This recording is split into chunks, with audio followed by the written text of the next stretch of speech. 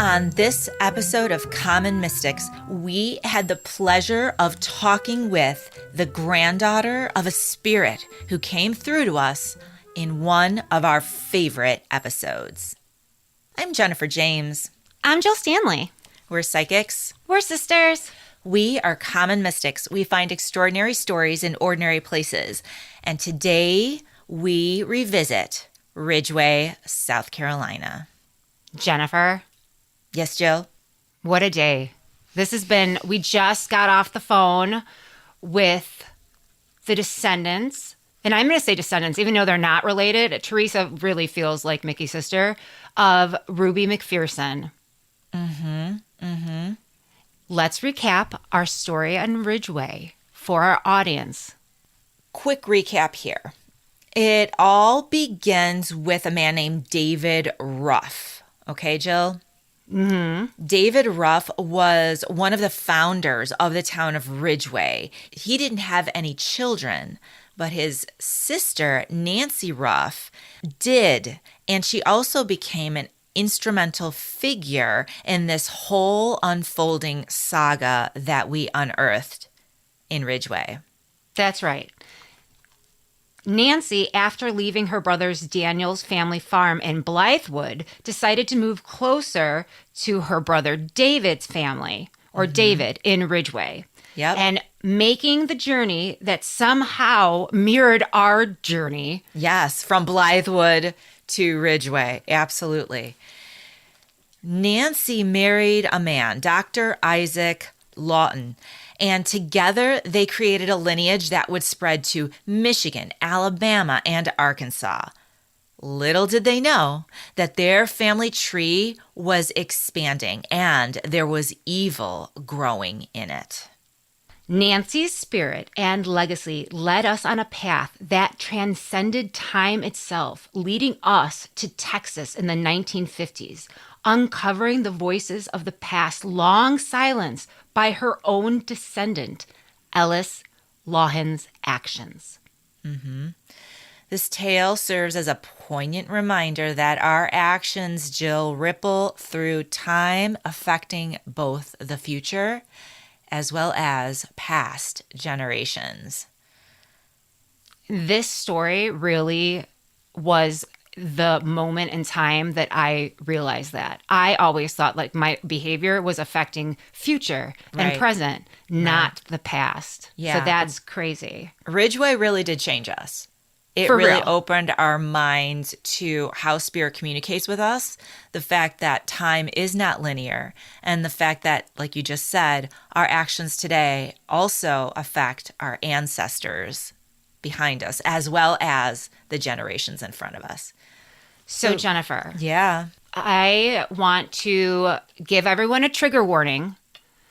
This story is horrifying, and I still get enraged and tearful. I know hearing you do. it. I know. But can you please take us through the incident and what happened? Sure. We're just going to summarize what happened back in 1955, but you can also, listeners, go back and listen to the full episode of Ridgeway, South Carolina. Good. I like it. Summarize. Sum it up.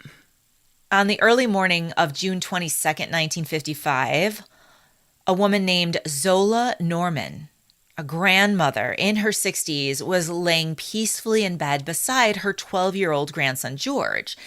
See, it was unusual that they were sharing a bed, but that day they were making room for an unexpected guest. His name was Ellis Lawton, a stranger who had taken up residence in George's room that night. Now, Zola lived with her daughter, Ruby Lou, and her family. Now, Ruby's husband, John, was not home. He was an engineer for a Houston oil company and was away on an oil rig in Sulphur, Louisiana, along with her elder son, John Jr., who was affectionately known as Jack. Now, earlier that day, Ruby had actually driven to Sulphur, Louisiana for a visit with her husband and eldest son, Jack. But on the way home, near Beaumont, Texas, she made a spontaneous decision to pick up a hitchhiker, Ellis, a young airman who had gone AWOL from a Georgia base. Ruby was always eager to assist a serviceman, especially since her own son, Jack, was in the military. Ruby welcomed him into her car. And before heading home, she stopped at a local cafe and she bought him something to eat. Ruby then returned home with this hitchhiker. But I mean, instead, she could have just like she already did a solid. She got him right, food. she picked him up. She bought him a meal. But no, she wasn't done. She wasn't done because she's Ruby and she's wonderful. And she's like, "What? Where are you staying tonight?" Right. And of course, he didn't have a place to stay, so she took him home to her own house. Now, she was smart enough not to tell her mother that this was a stranger that she had picked up on the road. Zola knew. She didn't like him. Right. Instead, she introduced him to her mother, Zola, and her son, George, as a friend of Jack's, concealing the truth. Her mama would have disapproved. She knew it.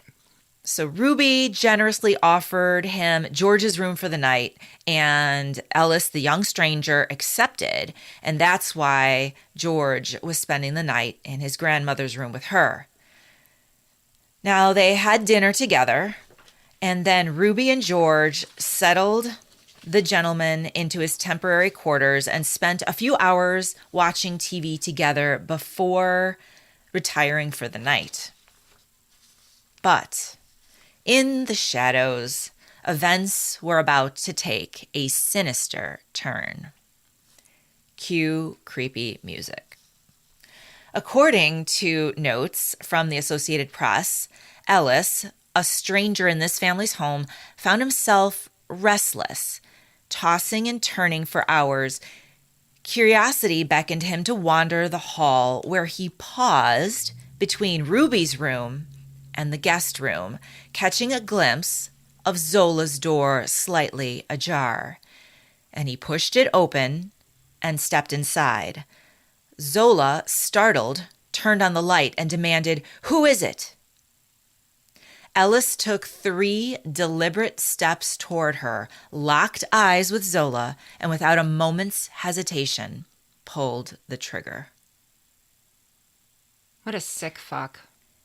Young George, sprawled on his stomach next to his grandmother, stirred as the gunshot rang out, and the murderer swiftly turned the gun onto George, shooting him as well. Then, with cruel indifference, he stepped out onto the porch, reveling in the cool night air, feeling as if he had conquered something. He rationalized his actions, convincing himself that he hadn't done anything wrong, just that he deserved some rest. But it wasn't time for that, not yet. Ellis would later describe his chilling plan. He intended next to knock Ruby unconscious and force her to write checks to fund his escape. However, the blackjack, or the leather-covered club that he had in his possession, swung at Ruby's head and slipped from his grasp, and she began to wake. Apparently, she had not been woken up by the gunshots. And so, because he had accidentally dropped the club on her and woken her up, he shot her too, killing her instead. And then the murderer did something unthinkable. He ransacked the entire house, stealing $20 from Ruby's purse and slipping the wedding ring off of her still warm finger. He rifled through Zola's room, pocketing $3 and change, enjoyed a cold glass of milk, tidied up after himself, wiped down surfaces that he might have touched, before driving away in Ruby's 1953 red and cream Ford sedan. 3 days later, it was a concerned neighbor, noticing the unusual silence from the house, who decided to investigate. He knocked on the door, but there was no answer. He walked around, peering into windows until he caught sight of what appeared to be someone sleeping in bed. Alarmed, he rushed home and called the police. Shortly after, responding officers made the gruesome discovery. A 44-year-old Ruby, her 12-year-old son George, and her 63-year-old mother, Zola Norman, all murdered in their beds by gunshots. So the perpetrator was eventually apprehended, and he was arrested, charged. He pled insanity to the crime. I don't want to get into him. I really am just over this fuck. Let's just get into the interview with our honored guest. Okay. Mickey, the granddaughter of Ruby. The granddaughter of Ruby and the daughter of Jack, Ruby's oldest son, and her good friend Teresa. Let's go to They're more that like now. sister. They're more like sisters. Let's go to them now. Hi! It is It so nice to see you. It is Yes, so nice to nice see to meet you. you guys. Okay, so who's who? I think you're Mickey. I'm Mickey. Yeah, She's a McPherson. Yes. She looks like a McPherson. She does. I can see Ruby in you so Yes. well. Oh my goodness. Okay. So Introduce yourself, Jill. I'm Jill. This is my sister Jennifer. And this experience in Ridgeway and researching your family's story was a tremendous turning point for Mhm. how I view not only psychic ability, but time and the effect we have in our lifetime on Right. future and past generations. Right. So it was a really meaningful story for us. It's my favorite. When someone asks me about the story, this story is my favorite experience that we had. And I'm so sorry it had happened at all. But It was profound for us, and we are so honored. Thank you Right. so much for talking Yes. with us. I'm Yes. excited to dig in. So, Teresa, start with how you found us and our podcast. Okay, so my sister and I were going to go to Galveston recently, so we did. But I will, knowing this story, knowing it was in Dickinson, I thought, well, I want to see if that house is still standing. So I had done the previous research, and I know I had a photo of the McPherson house. So I was looking for it, and that's how I came across your podcast. I'm like, oh, there's some new material that I haven't seen yet. How interesting. So I listened to the podcast. It was great. And I sent it to Mickey, and then I sent it to Mickey's nieces too, so they could listen. Oh, They were thank you so much. fascinated by it. We felt very connected to Ruby. Mhm. Like literally, I still feel her and is impacted by her. She's just Right. such a sweet, sweet soul. So Yes, that's wonderful to hear. So yeah, and I feel what's also wonderful to hear for us is to know that the murderer's family is the previous generations are still coming through and being like, shame on you. And they really brought the story to us. Be like, this is not how he was raised. These are not the people that he came from. And they're Right. brokenhearted for what had happened. right. Yeah, So- wow. But maybe he just wasn't like okay, like Yeah. Yeah, yes. for After sure. everything he went through, maybe he he wasn't okay, but Right. that doesn't make it right. But No, it doesn't. But let's just get into the questions. Let's see. Mhm. So, Mickey, you are the granddaughter to Ruby yes, from her older son, Jack. Yes. and Jack and his father at the time of the murders were away working. Yes, correct. Okay. And when you listened to the podcast, was there anything that you discovered from it that was new to the story? Not so much, maybe just little details of like my mom had told me that it was my dad and grandpa that found them, but then through Teresa's research and the podcast, it wasn't them that found them, but neighbors that found them, doing a welfare check on them. So, That's a better case scenario. My goodness. oh gosh, Yes. Just knowing that would have been a relief. And Traumatizing to the, to my dad and grandpa. yeah. Okay. So my next question is, how was this incident? Because a large chunk of your family has been missing since then. How was that moving forward for your father and your grandfather? I didn't really know my grandfather. Okay. So Yeah, because he he passed, passed in in 59 59 and I was born in 63. Okay. But I know for my father, I think he had a hard time making strong connections with people. Mm-hmm. But it's Aw.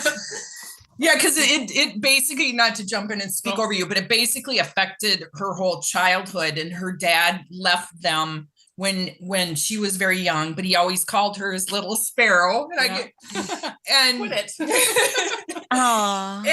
and you could tell, just when she said that he loved her and he loved her mother very much, but they got divorced. And I said to her, you had survivor guilt, and from what I've read and heard about him. And I did hear recently on this Dickinson website on Facebook, like Friends of Dickinson, that people said, oh yes, he was a great guy and he was very well loved, and he went by Jackie Mack. But I think that those murderers affected his whole life, and of course affected Mickey's life, because their dad was with them till she was 7. What you last saw him when he was 12, and then 12, yes. and then sporadically talked to him over the phone. Mm-hmm. And I'm 61 and I hadn't seen him since I was 12 years old. So I didn't have a relationship with my father.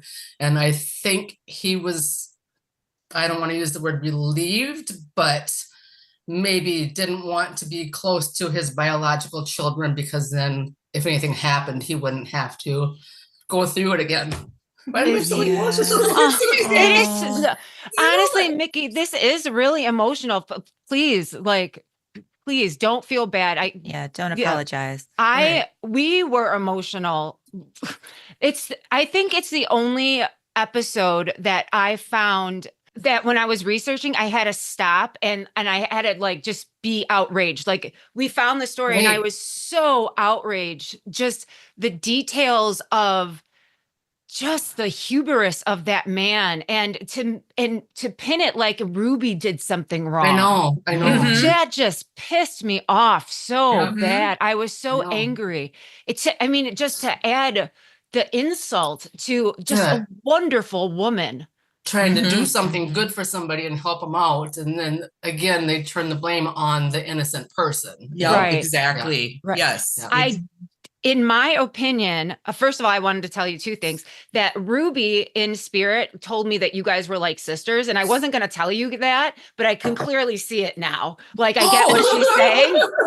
So just to say that. And then blubbering fools. No, it happens all the time. But also, I feel like Zola, your great grandmother, who also passed in this horrific incident, I think that she was intuitive. And I think, like, Jennifer and I got the impression just reading about it that Zola, she knew, but it wasn't her house. Like, she knew right is not a fan from the mother instinct. instinct. The mother instinct. I would be like that with my daughter. I'd be like, well, I don't let her go to the gas station. She's going to be 31 years old and she can't go to the gas station at midnight and put gas in her car, a cute little blonde with a debit card in her hand. That's not going to happen. No. Don't be dumb. Shit happens, excuse me, but things happen. You can't be so young and trusting of people all the time. And maybe that's what I get out of everything that happened to Zola and Ruby and Georgie and my dad, my grandpa, Yeah. Maybe And that's also, go ahead. I can't even talk. I've never been this emotional about this. She has told me things over the years and I'm like, oh yeah. Kind of cold shoulder to it. Yes. Kind of, she'll tell me, I'm like, yeah, whatever. I'm just going on with my life. But this right here, this is like really emotional. It's okay. I mean, this is your family and this is like the foundation of your life. Right. And, so this is really emotional. And I think that, like, just being, just going back and seeing and feeling the way that I felt when we were researching Jen, that feeling that gave me comfort is Zola's anger. Like Yes. that, like just knowing that when she saw him in the room and like when they was like a confrontation, she was like, oh, you son of, like, you know what I mean? Like she was Yeah. waiting for it almost. And her Like she- anger. That's like so you. Yeah. And that anger helped me get through the story because it just was so, it was like I was able to be comforted by Zola's anger. Right. Right. And Aw. she didn't have any control over what was happening either, you know. It's like, Mhm. Yeah. Also, that emotion that you're feeling, I Mhm. think in part is that the spirit is coming through and Yep. you are recognizing it maybe for the first time. First Like, time, yep. yeah, Oh, you are yep. actually having an emotional connection with one of your family members that, Right. you've never met. Right. So, and then the other thing that I wanted to say is that I know I do, and I don't want to speak for you, Jill, but I feel a kinship with you, Mickey, because Yes. Aw. my dad abandoned us and I was Okay. 16. And that was Okay. the last time I saw him. And Jill, you were what? 9. 9. So you Yes. and the two of us, we share that, but it just occurred to me as you were talking about your dad abandoning you because of his Mhm. issues. For Yes. me, I feel like our dad abandoned us too because of his issues that weren't the And same it's as your not on dad's. you. It's not on you. You did nothing wrong. Yet you Right, feel like, you know, how could he just leave? You know, but right. I understand why he did. And even as an adult, Teresa's always been like, you need to reach out, you need to, check in with your dad. I'm like, well, no, I'm good. I'm fine. I've lived my best life. I don't need any confirmation from him. But Mm, then when I did reach out, then he was still at that point in his life when he was, he was ill. And he yeah. was still like, I don't really have anything to give you, he said to me. And that was my conversation with him, even as an adult. He was like, well, I don't really have anything to But give he- you. And I'm like, I wasn't really looking anything. I just wanted him to know that I've had a good life and I have a daughter Right. and I'm good. And, Right. Is and he it all still- stems back for him, back to his childhood and back, or his not childhood, but Like young what he adulthood. went through. And he couldn't make a strong connection with anybody after that ever. He loved my mom so much, Mhm. but they got divorced and they got remarried again. Yeah. They got remarried with the fact they weren't going to have any more children, and then they had me, and they still couldn't get through. My mom has a traumatic past history too, so Mm. both of them have their own. Yeah, they both had a Yeah. lot of stuff that they came from. Yeah. Yes. A Yeah. lot. Is your dad still alive? He passed away in 2012. 2012. Yes. 2012, right after my daughter graduated from high school. So because I'm going to cry because I'm picking up on his energy too. And Oh, he's making me feel like he went from an ideal life. He had good Mhm. parents who loved him very much. He had a younger brother that idolized him. He had like the perfect life. And then one day it just was Everything was all taken gone. away. And Yeah. it just was so shattering. And it's like part of him died too. Like he Yes. literally, something like it's like it cut him in half. It Yep. dissected him. So And so there was a half of him that put out anger, and there was another half of him that didn't know how to show love because of it. So yeah. Sure. That I mean, makes he was sense. never, he was just anger in the sense that, how do I say it right? Like, well, I think he probably, like when something traumatic happens Yeah. like that, you feel like you're always walking on shaky ground Yes, type of thing. yes, And and- so he probably was just mad at the world, I Right, think. Yeah, right, not mad and- at any particular person. no, just anger Well, besides with the what murder, of happened, course. with what happened, and there was no control that he could have taken towards it. Yeah. It wasn't anything that him or his dad could have done to prevent that from happening. And it's a person's nature to protect their family. And so I think because he couldn't protect his immediate family, he had a hard time protecting his married family. Yeah, married. Yeah. Mm. Well, So, it feels to me as if that he's saying two things. It feels like he had a little bit of a drinking problem. Would that be true? Oh, wow. I gotta get up. Yeah, that would be true. Yes, very much Okay. so. Yep. And, he did. Yes, he did definitely. And that anger came out of that as well. So Well, and he is telling me that he felt like there is no control over like he had no control over anything. And so that like drinking was definitely a coping mechanism. And he never like usually, I don't know, usually, but he like never, that fracture was always there. It never healed. And that feeling of vulnerability, that feeling of like just the earth, like an earthquake happening. He always felt like something terrible is going to happen because something terrible already did. See, that's what I always felt too. And that's what And his control mechanism kind of was like the Jackie Mack, the con man, he can do this and he can do that. And it was his persona over what had happened to him as well too, as far as you can't let that get to him. So he would try to put that personality only last for so long as well. Because even after he left with my mom, he didn't really have a very strong future relationships with anybody. With anybody. Yes. Yeah. So I just want to say this, and then I'm going to go on to the questions, but the way that I'm feeling from your father is that he was a completely different person before the accident. And he wishes not accident, before the murder. The murders. I know it's so hard to say.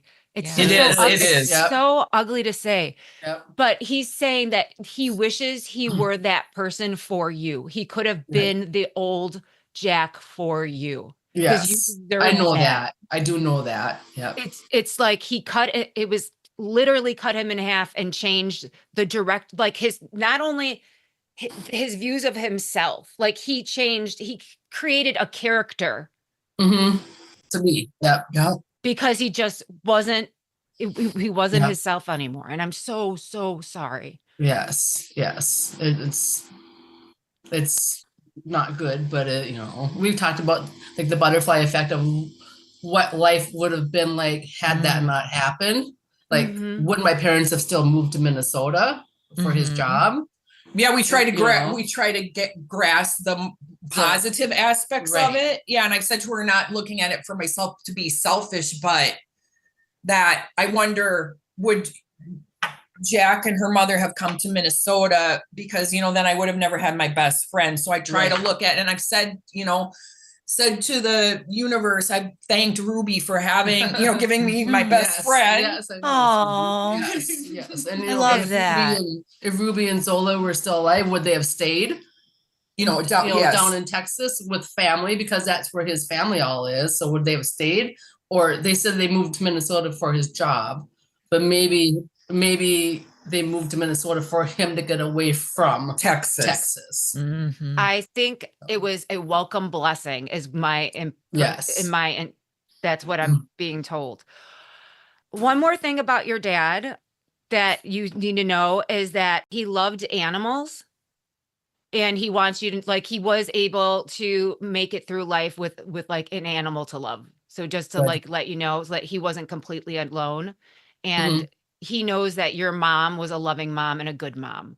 So it felt like better if he was just out of your life because he was so broken. Right. It's like he made a hard decision to like, instead of me being broken here and taking up space, I would give her a better life if I just moved out of the way. Right. So that's what I wanted to tell you before we moved on to the questions. So how batshit crazy it is that we found this story. How it was completely bizarre. What are your impressions of that? I mean the fact that it even came to you is it's like why? I mean, how or why? And and so powerful that the murderer's family was like, no, this story needs to be told again and needs to have more light shed on it. Right. Teresa, did you email me that Ruby was from that area? Yes. Yeah. That's she was crazy. born in Union, South Carolina. That's why I thought that's why I emailed you. I thought they have to know this. So I listened to your podcast and I'm like, Ridgeway, I got to look where Ridgeway is. I'm like, that's only like what it was an hour from Union where Ruby was born. So I thought, that's insane.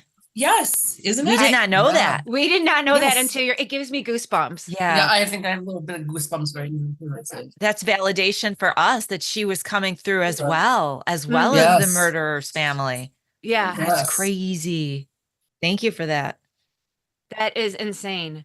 Well, and that, when we do our research, it's just as intuitive as when we're in the field. And I was, if that would have saved me so much time in the research process, if I would have known that, because I'm like, is this really happening? Because this is such a batshit. Like, we're not these kind of people. Like, yes, we're psychics and woo woo, but I was like, time warp? Are you shitting me? Like, that really happened. That really happened. And if Yeah, like I know I that said, was crazy. The Elvis songs and everything. Yes, that was Yep. so Yes. crazy. Yes. and if it only happened to Jennifer and not me, I don't know if I would. I'm like, you're just. I don't know if I would have believed her, because Yes. like Right. that's how powerful it was. Like, this is some crazy shit. Yeah, that that had just never happened. happened. Nothing like that had ever happened. Yeah, and my mom loved Elvis, so Oh, did wow. she? Yeah, yeah, Oh, yes. That's another She did. connection. She loved Elvis. That Yes. Mickey, I think we're family now. Like, you have to be with us Oh. forever. Oh, our No, mother thank loved you. Elvis too. Elvis Yes. raised us. He was Yes. always on Oh, TV yes. and on the radio. Yes, Yes. Yeah. we had an episode, Elvis is my daddy. Like that, I don't know if it was a free one, but we're explaining like how, yes, Elvis is our father too. So Oh, wow, that's awesome. that's In fact, hysterical. in 2018, my sister and I went to Mississippi, and my brother took us to say the I'm not gonna know the town that Elvis was born in. Tupelo. Tupelo. Thank you. Yes, I was gonna thank say you. his I town, couldn't but remember it. Tupelo. Yes. So we went to his birthplace and we toured his little birthplace and we toured his museum and Yeah, so we did it too. yeah. It's a pilgrimage in our family. Yes. Like, Yes. we don't go to the Wailing Wall. We go to Graceland and Tupelo. Yes. It's Tupelo. Tupelo. Well, I think Riley. Jill says everything, everything wrong. wrong. It's my job to correct her. Yeah. That's why I log on to these things. Do you know of any personalities, or do you know any stories about George and Zola and Ruby that you want to share? Not too much. No. Okay. My dad didn't really talk about him too much. The only reason I knew the story is because my mom told me about it and, just what she remembered of it happening. And they so- called Georgie, right? Yep. Georgie. Oh, that's so cute. Yes. Yes. And I know, I saw on the Dickinson site and also from this author that wrote a book about this whole scenario. George was supposed to go to Little League the next day, and all these kids, all these other boys that were very good friends with him are just, where is he? Freaked out when they found out what happened, of course. And they said he was very much missed at Little League the next day. So Oh, I just, God. I just think of this poor little kid and that he did Not getting to have a life. Yes. Well, let me tell you, I really believe that Zola it had intuition about her. Like, so just know that. And I think that if you started playing around with this stuff too in a responsible way, you can connect with them really easy because they are they are trying to connect. I was feeling Ruby all week. Yeah. Waiting for this call, I was feeling her all week. And that's when I knew that she was saying they were like sisters and she was coming through when I was putting the outline together. So you should also know that Ruby liked Elvis. She always had, like, the house was warm with food. You couldn't go into her house without getting fed. That was that was one of her love language was to feed people. Right. So, that's nice. is there anything you want to know, since we have them on the line, before I get into these questions? That you want to know? I don't know. Whatever you think. What do you want to know? What do you want to know? What do you want to know? Yeah, What do you want to know? What do you want to know? I want to know what you want to know. Well, I'll just tell you, Ruby, literally is proud of you, and you look like her. And she sees herself in you, your kindness. Teresa said that she thinks my daughter Tanya looks a lot like extreme. I could not believe it when I about 10 years ago on Ancestry, I connected with Jack's first cousin on Ruby's side or Zola's side, the Normans. And so he sent me pictures and I shared them with Mickey, and there's a picture of, and those are the pictures I sent to you of Ruby. And I was like, look at that picture. That looks just like Tanya. Tanya's Mickey's daughter. I'm like, I cannot believe the facial features are like the same. It was amazing. Yeah. And then, I sent you the email about what Mickey, after we started talking about this and Mickey listened to your podcast, the strangest thing happened where, and that might be a question about she was babysitting for her daughter and all of a sudden realized, she knows her daughter's dog's name is Ruby. And I asked Tanya, I'm saying, Tanya, why did you name your dog Ruby? And she goes, I don't know. It's just the name that we liked. And this is what Teresa was saying. I'm babysitting my grandson, watching my grandson. It wasn't I wasn't babysitting. And he just recently started watching Spider-Man cartoons. And Ruby is this hyper little beagle basset mix that's still kind of so puppy, chews on everything. And she's in my face, barking at me. And I'm like, shut up, Ruby. I'm hollering at her. Because I've tried, calming, I've tried holding her. I'm like, Ruby, stop it. And I kid you not, I glanced up at their flat screen TV and it's black, but the only thing that popped up on the screen was Zola. And I went like that. I went, and Teresa and I had just been talking about it more so than normal, just a lot lately about Ruby and Zola. And I'm like, what the hell? Why is Zola up on the screen? Well, Zola's one of the characters in the Spider-Man. But so Zola was getting ready to talk, so it pulled up Zola's name because they had the closed captioning on. But still. And I'm like, all righty, Zola's telling me to quit hollering at her daughter. You know what? She wasn't. She's saying that that's not how Ruby was. Like she was saying, like, that's not like her Ruby. Yes. Like I said, they really are intuitive. She's really intuitive. So Zola knows how to get to you. Yeah. So Zola wanted to know that, we're thinking of you as well. Yes. You've got Ruby on your mind. So I'm going to throw myself out there too, Yeah. That's what I think. Yep. She's present. She's present and she's making her spirit known. That's awesome. Wow. I know. It. That is just amazing. I know. It's like, okay, why did that happen? It's especially since we were just podcasting, and then we've been talking about it more again lately. Yes. So you found out about the murders from your mother? Yes. Okay. Is it something that you grew up knowing, or is it something that you knew? Like, when did you find out? I think probably, when did we were, how old? We were so you thought maybe she told you only like a few years before? Yeah, maybe like I was 10 or 12 or something. I was young, she probably, didn't want to share that kind of family. Because you told me when we were in 7th grade when she and I first became friends, that was one of the first things when we were just talking about our family. She told me this story. And I just couldn't fathom it. And I thought it sounded like something out of a movie. I'm like, that couldn't really happen. I'm not that you didn't trust what I was telling you. But how would something like that happen? I was just like, wow, that's terrible. And just, and I have this image of, maybe from watching like movies about Texas, like the movie Giant or something, that the house was actually sitting alone and this drifter person came along and killed them.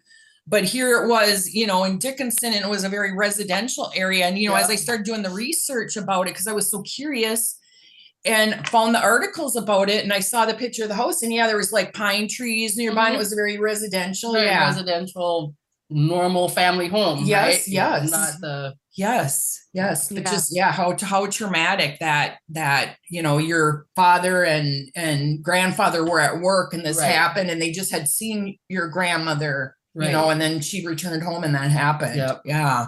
So also Ruby makes me feel like you have that same kind of caregiver about you, that you're making sure like someone comes in your house, you're getting them coffee, you're sitting them down. That was very much your grandmother. She's watching you and sees herself in you. And that's what she wants you to. Oh, big time. That's what she wants you to know. Like your mannerisms, you didn't have to meet her to get those. You have them. Right. And it's just know that. And to just give you a little tidbit about us, our father didn't know his father. Okay. And researching my family, Jenna and I are getting confused about who's who because they behaved the exact same way. Yeah. And so, Yep. and they never met, didn't know each other. So that's what I think of when Ruby's saying she's just like me. Like Yep. she would, if not for this tragedy, you would be the one picking up a stranger. You wouldn't now, but she's like, she has that in her to make Yes. sure, like to feed the strays, to make sure everyone's. My mom always told that about me. She always said that about me. You're always that person that, you know, my first boyfriend had one leg that was 4 inches shorter than the other, you know, like you're always picking up that, you know, you're always like attracting to, you know, Yeah. people that aren't like normal mainstream people, you know. Yeah. And my daughter and son-in-law came over Friday night, and you know we had burgers and you know made supper, and I make sure everybody's eating before I sit down to eat. Everybody's got their So plate, like everybody has that. their food, everybody's good before I'm okay to sit down and eat. And I'm like, why is that so old school? You know, most people are just grab and go, you know. That is Absolutely. literally the same behavior your grandma's had. You're living, and Yeah. she feel that you're living a life that feels like a continuation of hers. So Yes. just know that. That's Aw. perfect. Yes. Yes. I can't cry. Jennifer won't let me cry. Yeah, I know. I'm trying not to. It's like my daughter is the exact same way. She is very giving, and she runs an in-home daycare, taking care of 10 children along with her own son, Oh taking my. care of kids for people so that they can go do their livelihood. And she gives and cares. And when she gets frustrated, she wears it right here. And that's how I am very much too. I'm so mad. I'm like, well, then this, you know, be professional, say this is my, but she doesn't, but people see that in her and know when they've pushed her buttons too far. Because I'm not good at expressing my emotions and putting it out there. And she's just like that too. So I think Ruby might have been like that too. Just give. And even when she might have been a little frustrated about always giving, she still wasn't going to make that part of who she was. So these murders, how did that affect after knowing that? Because like it's so, it must have changed the way you viewed the world. Oh yes, definitely. And Like you said, yourself. yes. Yeah. Yes. I mean, How- I'll keep going back to my daughter because, you know, she's my only child, and we're both very much like we cannot go somewhere without checking in with each other. Okay, I'm going here, I'll be back. And she's 31 years old, but she still has to let me know when she's going, where she's going. If I was up on my way down here to Teresa's yesterday, and I was talking to Teresa on the phone, and Tanya's calling me. Teresa, I have to call you right back. Tanya's calling me, because if I don't answer Tanya calling me, she's gonna think I'm in the ditch, right to the negative. Her too. She goes right to the negative. I'm in the ditch. I've had car trouble. I'm in distress. She's not answering me. Okay, you got 10 minutes to call me back. You know, so This is generational trauma that's been carried with you guys. But I never put it back to Ruby. I know that, you know, Ruby and Zola and that tragedy that happened, and there's tragedy on my mom's side as well. And I know all that, and I never really put the pieces of how I am to that. I just think that's how I am, you know. But now It's like I can kind of look back and, you know, see how it affected. Yep. Yeah. Yep. Yeah. And well, and you know, when we were teenagers, well, when I was older, I asked my mom, I said, well, you never seemed like you were concerned when I hung out with Mickey. And she's, you know, like driving with Mickey or whatever. Mickey got her license before I did, even though I'm older, but I failed my driver's test. But anyway, my mom said, well, I was never worried because Mickey was this type of person. You could tell she never wanted to get injured or wasn't like reckless or careless. She was very careful. And my mom knew, you know, was never worried about me hanging out with her. Yes. And my mom and her mom were like total opposites. It's like my mom would be like, it's 10:05, where's Mickey? And so she'd call Teresa's mom, and Teresa's mom would be like, oh, they're fine, they're girls. Yeah. I think that's because my mom knew I was with you and I wouldn't have struggle. My mom's at home like worried all to get out. Probably because of her past history. She was adopted, you know, and she had a hard childhood with her real mother, and there was a lot of trauma there. And then with my dad's issues, and so my mom always was like that as well, you know, very vigilant. Yes. Vigilant. Yes. You just feel like such a gift. You just feel like such a gift. Like truly, that's the energy that they're expressing. Thank you. Yeah. She is. Aw. Thank you. I'm not going to cry anymore. So, Teresa, did you read the article in the Galveston Daily News about the day that your family, your grandfather and In court. Yes. Mm-hmm. Did you read Yes, and that? what Jack said to Ellis's sister, Patricia, where if I remember correctly, it's been a while since I read it, but he said something like, your brother killed my little brother, took my little brother away from me. And I just was like, and I remember I read, that's what it said in the article. Yeah. He went up in court, but yeah, and I just was like, I said, your dad, and I think you and I started crying on the phone at that time too, because I'm like, can you imagine your dad? He was only like, what, 21, 22, and he went over to the sister who was, I heard, very, that Patricia, very normal, and, said, yeah, your brother took my little brother away from me. And I just thought how, not just his little brother, but, mother and grandmother. And then what it did to his dad as well. And himself. Because he died. His dad died 4 years later. Yeah. We actually have a snippet of an article from the Galveston Daily News on May 27, 1956, that describes your dad's reaction sitting in court. Are you okay if I read it to you? Yes. Okay. You sure? Okay. Yes. So I'm going to read this. It's not too long. And then afterwards, I'm interested in what's your emotional response to this? Like what you're feeling from your dad. Galveston Daily News, May 22nd, 1956. A trio has been in attending the sanity hearing of Ellis Lawhon. A gray-haired man with glasses, a white-haired woman, and a boy with a crew cut in his late teens or early 20s. They have sat in the courtroom and listened to the testimony surrounding the murder of Miss Ruby McPherson, 42, her 12-year-old son, George, and her mother, Mrs. Zola Norman, 63. The three have been quiet, listening intently, but showing no emotion. They have not been so that Monday night. The boy bent forward and clutched his hands, which he placed between his knees, as he heard the Texas Ranger, A. Oliver, testify that Mrs. McPherson was always happy to pick up servicemen on the road because her son was in the service. The boy bit his lips and cast his big eyes down. The woman took out a handkerchief and dabbed her eyes. The man's eyes reddened, and he blinked them several times.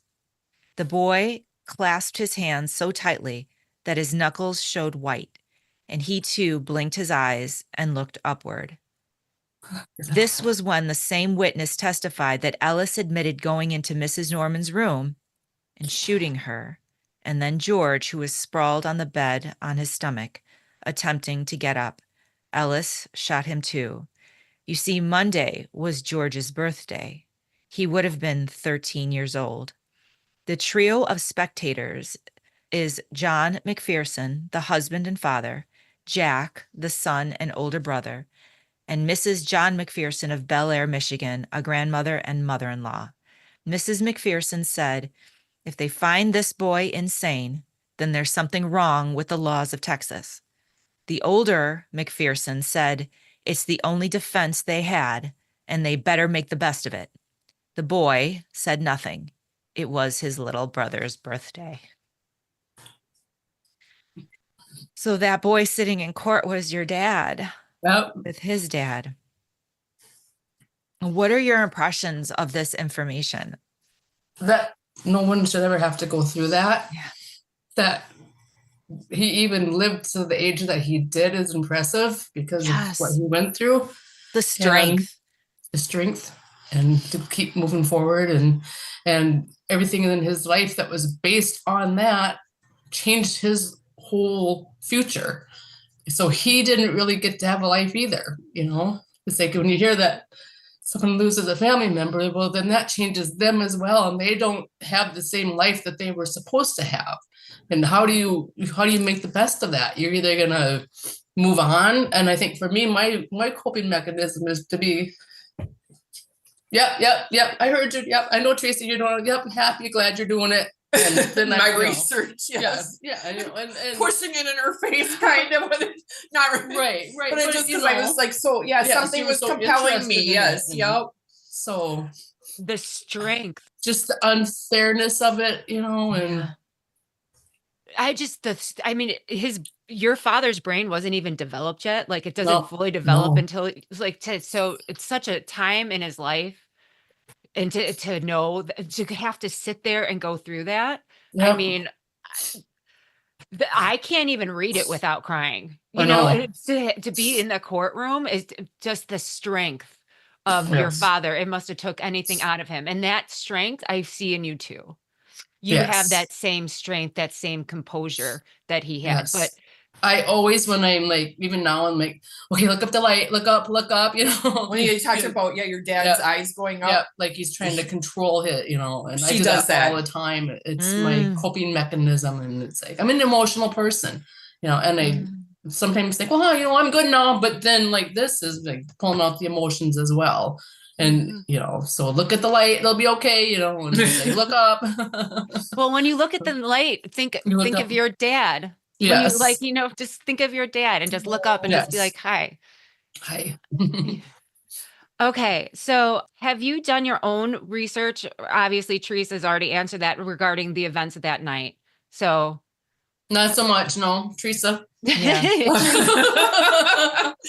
I love it. Because the reason why I love that is because your friend loves you so much. Yep. She knows this is something that is change the trajectory of your entire existence. Yes. And she wants to make sure that you heal from that and Yes. get and see your life through that lens because she loves you so much. Yes. And And she knows that it could be painful for you personally because it's your direct line, right? Yes. But you still need to know, right? To Yes. inform your future and Yes. to just know that this impacted you in a big way, but And also she's that you breathing. are stronger because of it. Correct. In a way. Yes. And also I feel like your relationship with your daughter is very special in a way Yes. because of your upbringing and your past and Mhm. this part of your ancestry.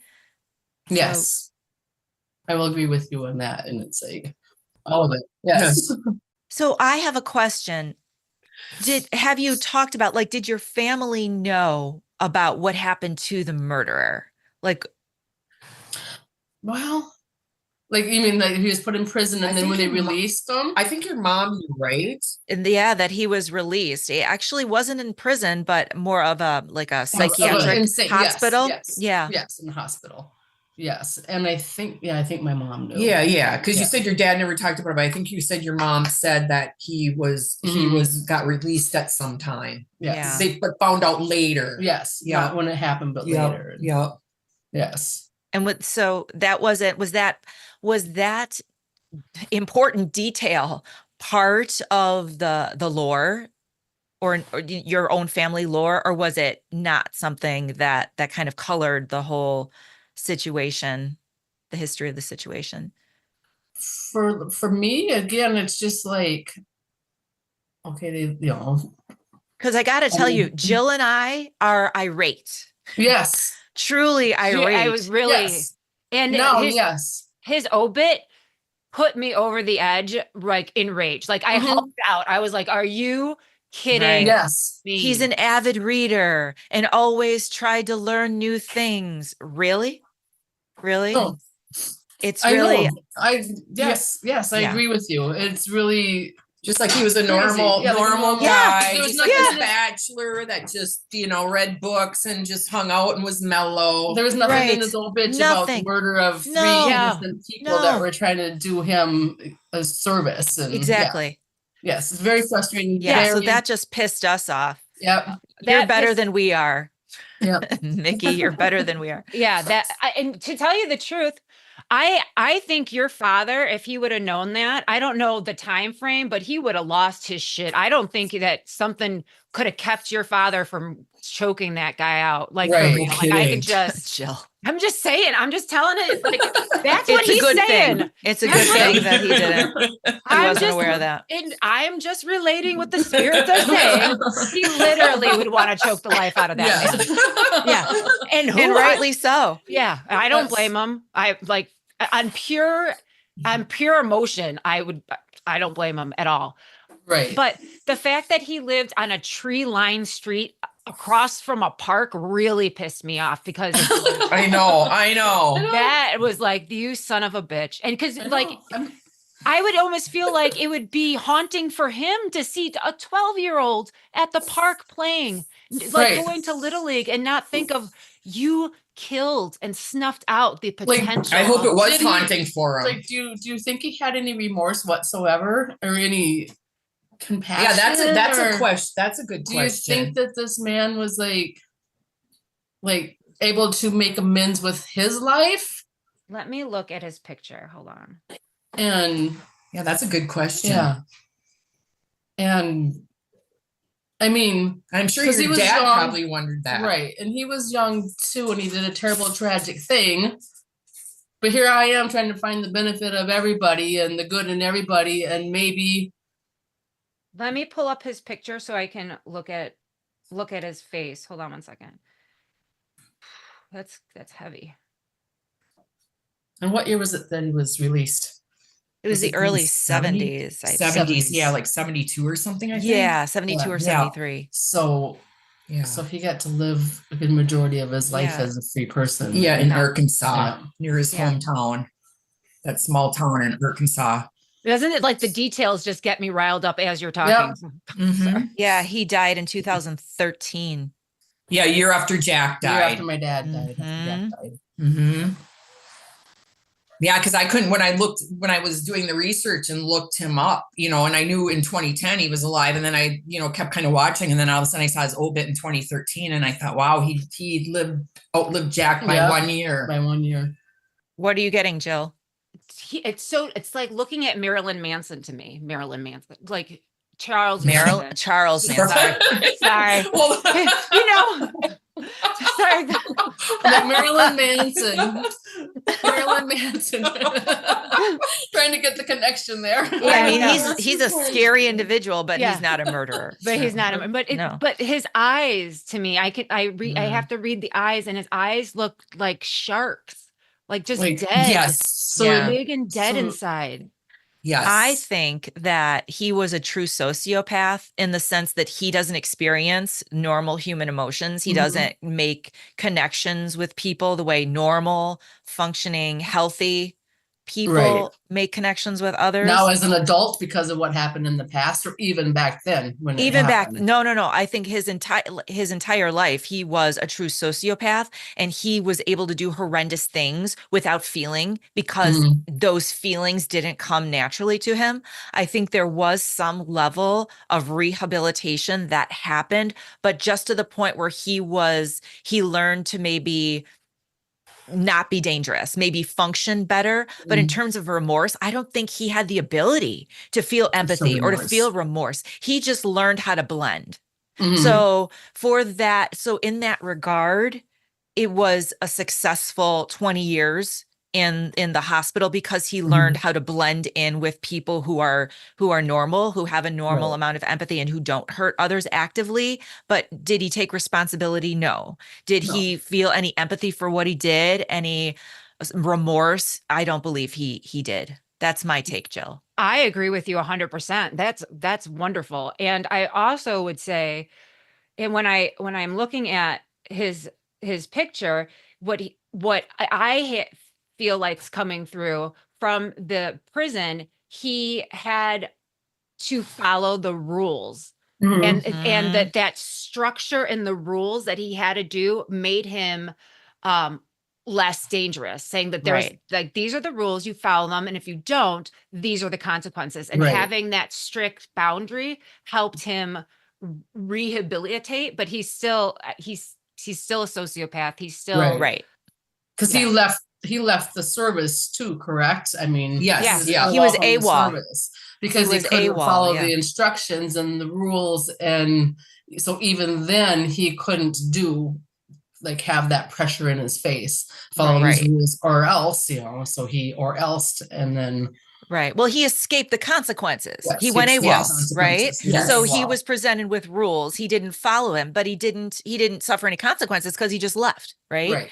So in this case, he broke society's rules in a lot of different ways, was very destructive, and then there were consequences, 20 Mhm. years of consequences. So he did learn that when you don't follow society's rules, you do suffer consequences. And it was that learning that taught him the ability to like not hurt others. He needed to learn Right. those very strict rules. But in terms of remorse, no. Like he could see that 12-year-old as outside, and not have that Right. urge to cause damage No, or harm. right. And know that if he were to do that, there would be a consequence that he doesn't like because he didn't want to Yes. be locked up with no freedom, right? Right. So Mhm. in that regard, I think when he left, he was no longer dangerous, but he never took accountability. He just Right. learned how to play the game of society, which is follow the Mhm. rules. Mm-hmm. Yeah. Mm-hmm. That help? That Yes. So that it's not a very satisfying answer, but at least I believe he didn't do any more harm, Yes. to people after he was he's Yes. just he was one released. sick bastard. And I Yeah. want to say this: if he were given the tools as a child, Mm, this may not have happened.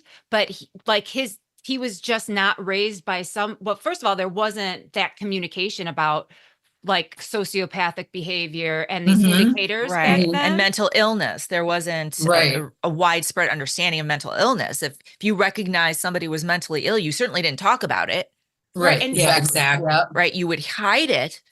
Yeah, you didn't talk about it and try to treat it, Mhm. or And he came from a family that even obviously was not able to look at him and see him for what he is. Right. Right. Like his sister, his mom, he's a good boy. Like, it's obvious to me that even if he did something like hurt an animal, they would just be like, oh, that's It's just just a boy. boy. That's just Yes. what boys do. Yes. boys And Yeah. being boys. Yeah. exactly. Just the inability Wow. to know Yeah. what that they're raising a sociopath. So Oh, Yeah. yeah. Jill, I But really like this next question. read it. So, how do you think, Mickey and Teresa, how do you think Ruby, Zola, George, even Jack, how do you think your family members want to be remembered? As what you said, they're very caring people, always giving.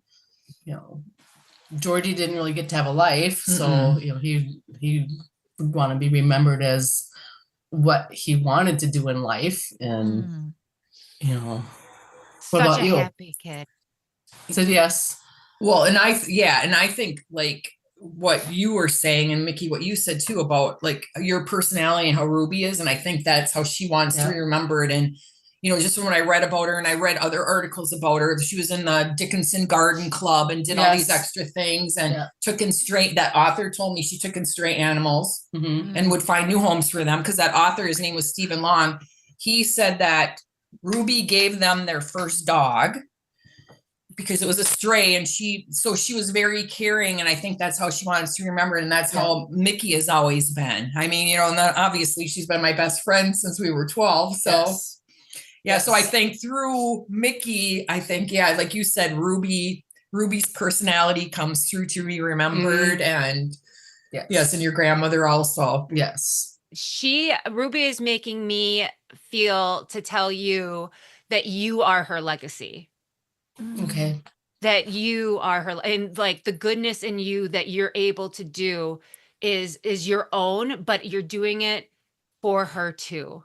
Yes. You're able to live Yes. for her too. So, and she wants you to know her.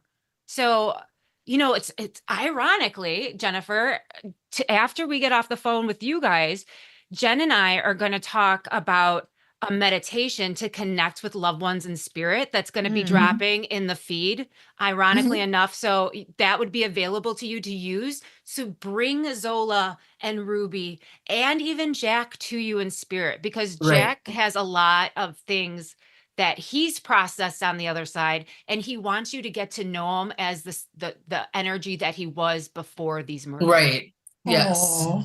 Yes. So I Mhm. encourage you to work with them in spirit, just to Mhm. get that side of your family back, because they're here and they're Right. waiting for you. And Right. whenever you're ready, you can just tap them in. Whether, Yep. I mean, I do it for a parking spot. I do it for like a good deal on something. Like if I'm haggling with like buying a car, like I'm like, tap in, come on. Yeah. Come on. All I'm hands out on here. deck. I need you now. So I would Yes. encourage you to do the same thing. Awesome. Is there anything else that you want us to know or that you want to share? I've always felt like I have this little bit of sense of when something's going to happen. I mean, as silly as like, don't put that there because it's going to tip over, and then it tips over, or I can't even explain like the circumstances, but always like one step ahead of myself of what's going to happen if I do it this way and I still do it that way, and then it happens and I'm like, okay, who's telling me not to do that, and I'm not listening. And it's always like this premonition almost of something that's one step ahead of me, trying to warn me, so to speak, of don't do it that way. Think about what you're doing, as far as even spilling coffee all over the floor in the morning because I put it where I knew I shouldn't put it. And then I knocked it over and I'm trying to get out the door to get to work. And if I were to listen to someone saying, put it there instead of there, then it wouldn't have happened. So maybe it's them, watching out for me to Your guardian my angel. guardian angels. Yeah. Yes. Jennifer, do you know who I'm thinking that is? Well, my message to you is trust your intuition, number Yes. one. Yes. Like it could be your own intuition and teaching you that you need to trust it. Yes. So don't question it. Don't play around when you get a feeling like that. Just do honor what that it. feeling is telling you to do. Yes, exactly. And Jill, And that is your great grandmother Zola. That's what I was gonna say. That is Zola, because she was like, I was quiet for. She's like, never again. Yeah. Never again. Now I'm telling y'all, Yes. I'm looking out for you, and I'm telling you, no, Yes, I'm don't telling put it you. there. Don't put it there. Think about before you take that next step. And it's like, Yes, pay attention to what you're doing, because you're not doing it the way you should do it. You have really, really strong family members in spirit on the other side, and you have the psychic ability to have a relationship with them. Wonderful. Truly. Just know that they are around you. Yes. They are around you, and you can call upon them for comfort, to communicate, or just to know, just as strength, because they are part of your past, and we believe that they still have influence.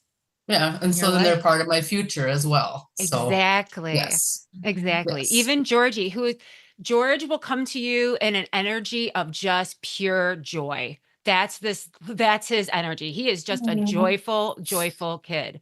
Then he's coming to me through my grandson then, because my grandson, I love people that. see him from a distance and they are like, oh my word, they instantly have a smile on their face. They instantly feel his energy, and people don't even know him will walk by Tanya in the store and say, your son is beautiful. Oh my gosh, look at that smile. And he's always smiling. He's always smiling, and he's always putting out this really strong energy of happiness. He is. He's only 2, but I love it. more so than any other child I've seen, and not just because he's my grandson.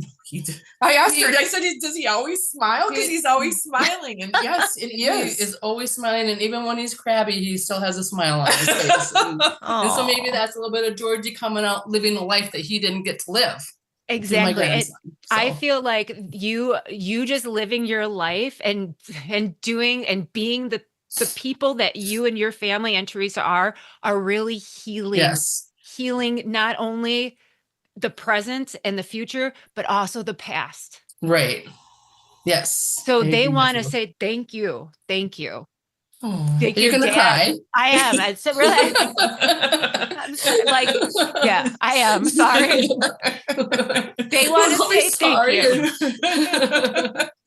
Yeah, this is a hard story, and just thank you for reaching out to us and finding us. And just thank you for doing what you're doing, because you're bringing so much hope and joy to the people that didn't get the experience it themselves here. And I'm being able to do that through people like Teresa, because we're life friends, you know, we're in our 60s and we've been friends since school. And I'm Teresa, gonna cry.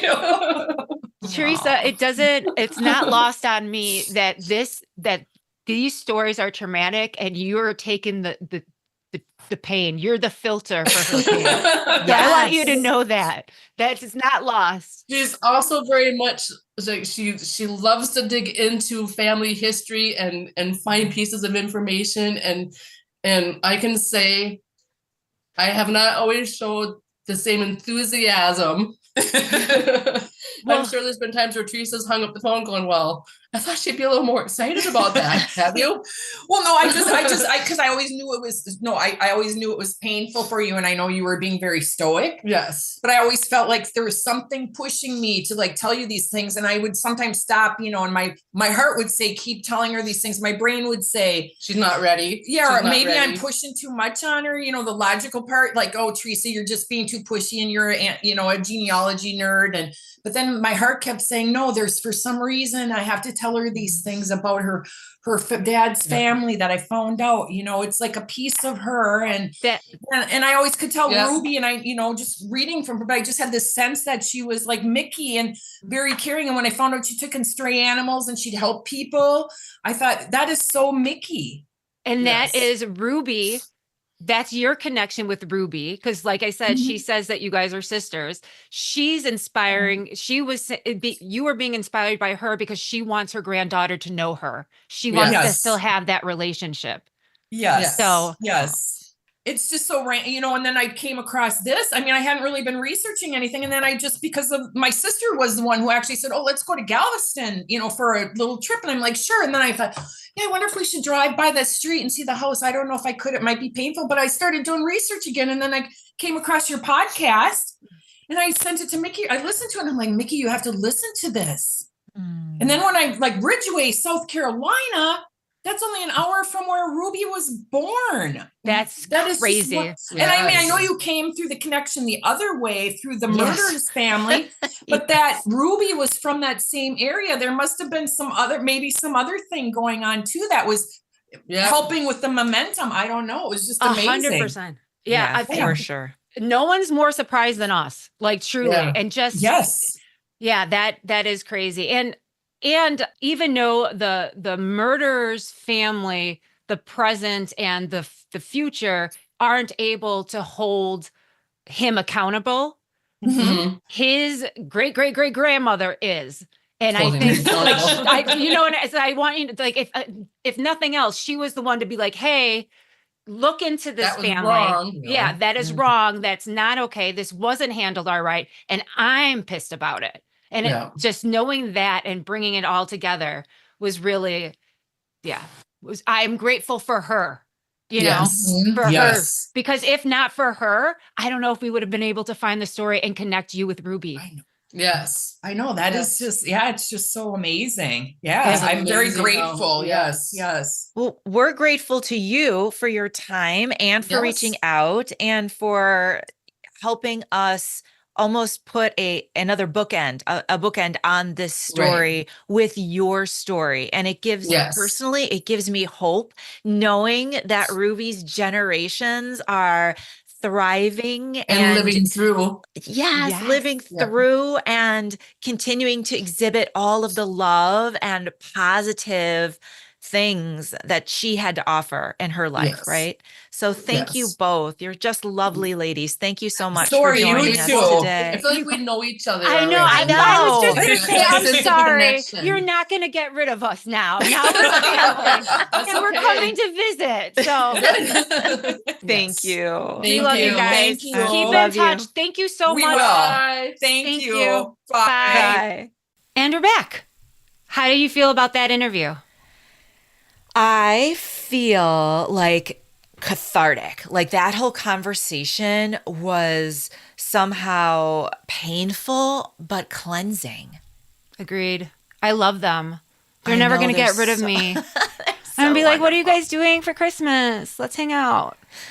Oh, gosh. What do you think about the legacy of not only Ruby, Zola, and Georgie, but the legacy of Mickey and how she is moving through life with her bestie Teresa. Like what? Like it's just, to me, it's so clear that she is literally healing generational trauma.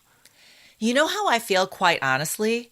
Yeah. I feel like we were meant to talk about this because I think this is happening all the time in families. And I think people don't recognize it, that patterns emerge and they don't recognize that it's ancestors coming through in different ways or spirit intervening in different ways or continuing on. And I think us shedding a light on what's happened in this family is hopefully powerful to other people and hopefully resonates in a way where people out there can become more aware and more sensitive to the spirit around them, because our ancestors are a big part of our current existence, whether we acknowledge it or not. And hopefully this prompts other people to start looking into them and looking to their ancestors and communicating with them and talking with them, because it can be a powerful experience.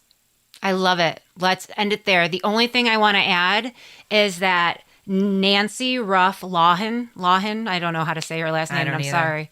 Nancy, I'm sorry about that, but you are a hero to me. Thank you so much for doing and collaborating with Ruby to get us to find this story and to reunite Mickey and Teresa with their loved ones on the other side. Absolutely. It's so unexpected to have a member of the perpetrator's family coming through to us to right these wrongs. And so thank you. Thank you. So, Jennifer, we're going to sign off, but I'm going to do so saying this. You guys, we love you. Share our podcast. We love seeing it grow. Please do more of that. Also, please think about supporting Common Mystics on Patreon, whatever level you can. We do have fun at level 4, though, I'm not going to lie. Also, you have to check out our new website, commonmystics.net. Follow us on all the socials at Common Mystics Podcast. And I'm sorry, I've been lacking lately, but dudes, it's been rough over here. Email us. More on that in the detours. Yeah, more on that coming up. Also, email us at commonmystics@gmail.com. I'm going to get this right. They know where to find us. We love you done? guys. Are you done, Jill? I think I'm done. All right. Love y'all. Bye. Love you. Bye. This has been a Common Mystics Media production. Editing done by Yokai Audio, Kalamazoo, Michigan.